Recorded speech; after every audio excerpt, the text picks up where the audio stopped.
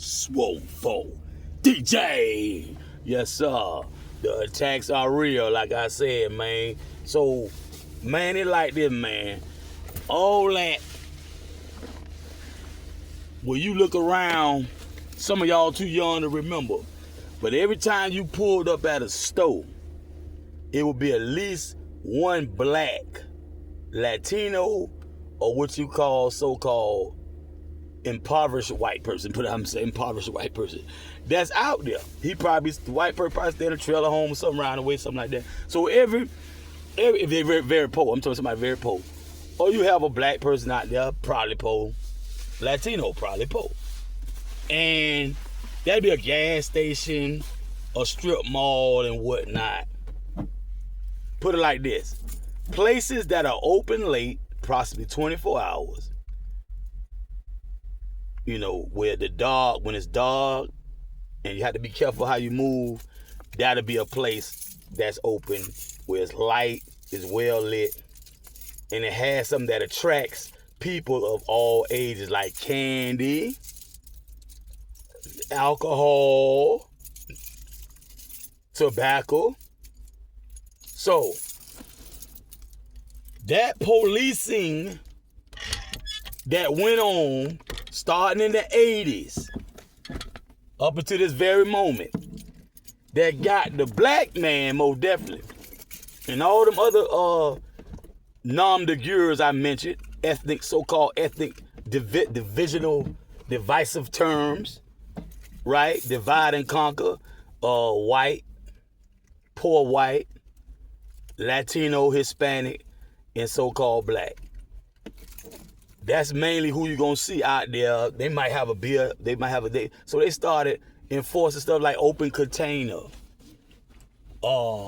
public intoxication. Anytime you go outside the house, you're in the public. So how many bars and whatnot, day or night, when somebody there is in there intoxicated? That's public intoxication. Open container, right? Within X amount of feet of the store. And then also in the alleys. When I was growing up, you can go through they used to have a saying that the bushes have eyes and ears. They might say, a little birdie told me, da-da-da-da-da. So, in this dynamic, yes. Not only that, when I was growing up in Atlanta, in Miami, you would ride up to some liquor stores and the whole parking lot would be full of black, especially, I ain't too many other ethnic groups doing this, but black men laying on the asphalt. We talking about where the cars got to park at. Laying in the parking lot. And it's so many people doing that. Anybody that come after they fill the lot up got to lay on top of them. So you liable to find three stack high like that. Something like that, roughly. And that the ones on top, they can be on any given amount of people. The person under you just become your little mat, your little pallet, your bed. That's how it was coming up in the 70s. Right? In the 70s and early 80s. But now, in this, right? Another thing. Before you had all these new developments that are not so new now, strip malls and whatever else other thing they built, it used to be some thickets, some woods or something like that.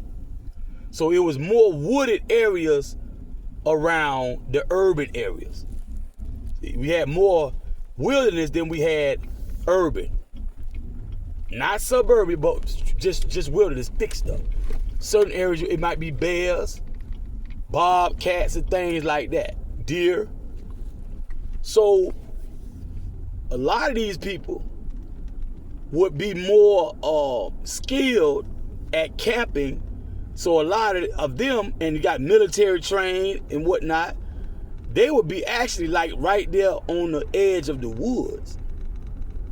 So if they wasn't in the parking lots, panhandling and stuff like that, they wouldn't be too deep in the wood. Then you got to go those who will be deep in the wood. So with this going on, it was less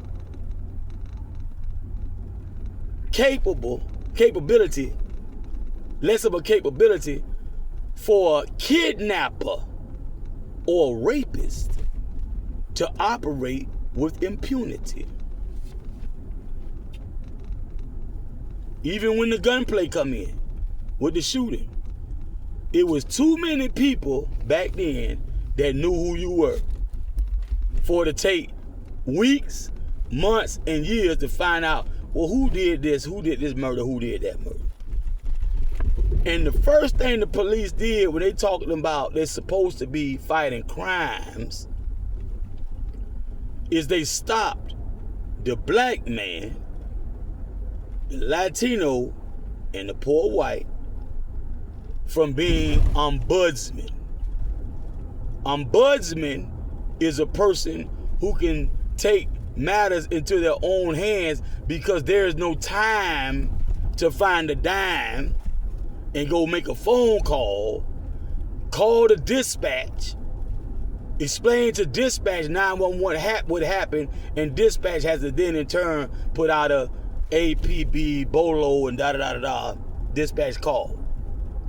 And then you gotta wait till the first responders to come to the scene and speak to the person and any other witnesses, possible victims, about the assailants, what happened.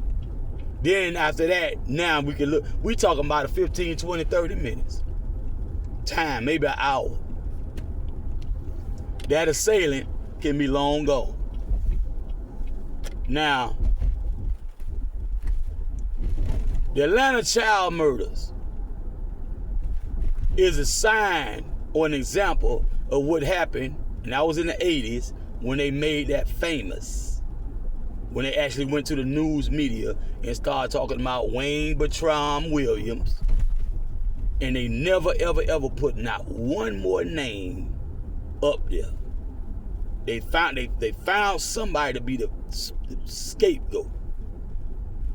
They picked Wayne Bertram Williams, Bertram, whatever you pronounce his middle name.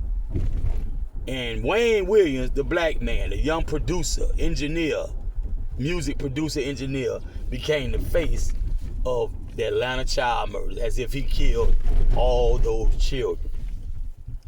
They refused to listen to the public, who said he was not operating by himself. By the time they got Wayne Williams in jail, they even start to look less for people who would rape, murder, and kidnap anybody,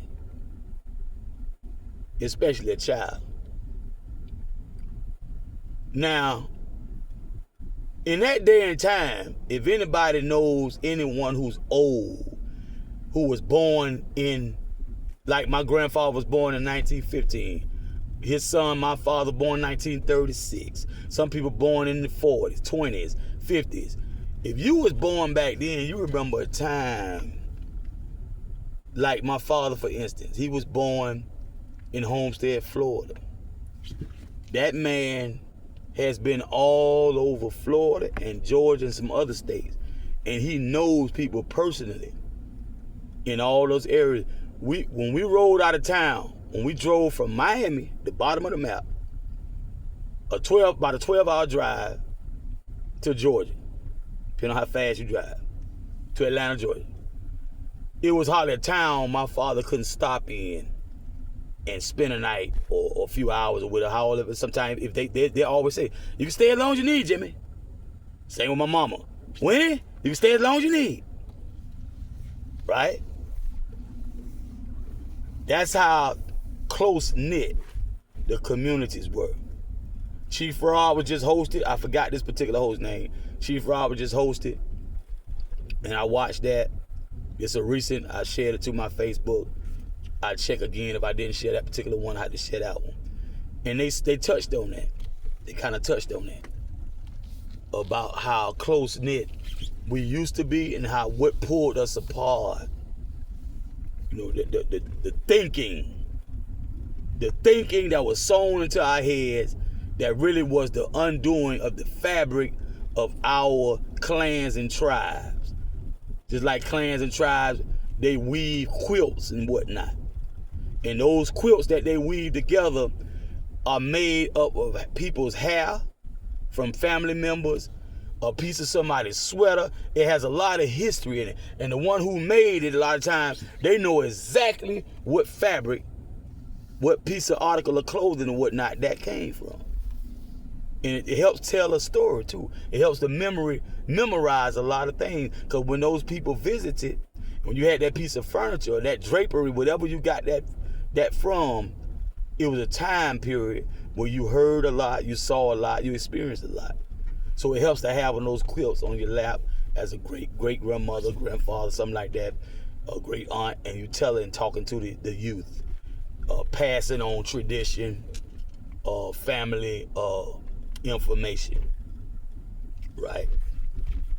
Now, so-called crime fight. But the crime has actually spiked. It's more black men, because the black man became the face of the criminals, especially young. It's more black men locked up right now than ever, and it's more crime than ever. So number one, the black man wasn't doing all that crime. Number two, locking him up didn't stop the crime. Now, you take the Wayne Williams case. Look at how they got one man to be the scapegoat, like a Puffy.